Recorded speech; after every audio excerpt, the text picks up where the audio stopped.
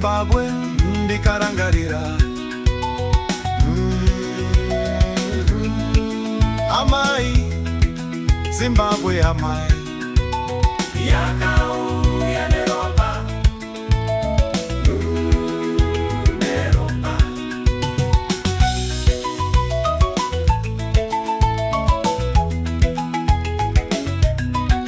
Nyika yakaruwira rusununguko, varwi verusununguko vakazibira ropa, vakasiya muri vakasiya vana kumusha,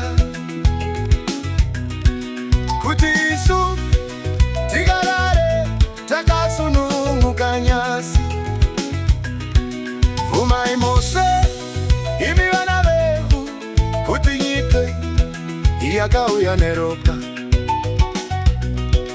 Mugochema murombe mapfupa avo, muyeuke zita rimwe nerimwe ravo. Nikitamangena gamba redu rakatsunga, Joshua buko kanyongolo ngombo, Simoni venge saimu zendano kutsa, Herbeti chitepo ruvara kadonya, Joshua magama tongogara akatungamira, Jesu ziya papa moyo akatsiga moyo, Joksilundika kamira karurama, Julius Nyerere akatsigira hondo yedu.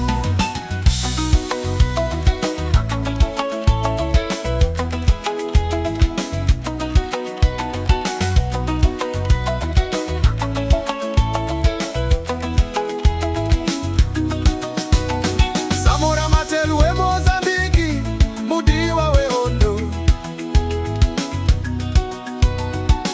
akasipira kusimudzira Zimbabwe.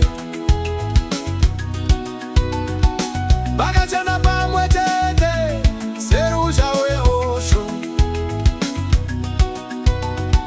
serwizi rumwe runoyerera mugungwa imwe.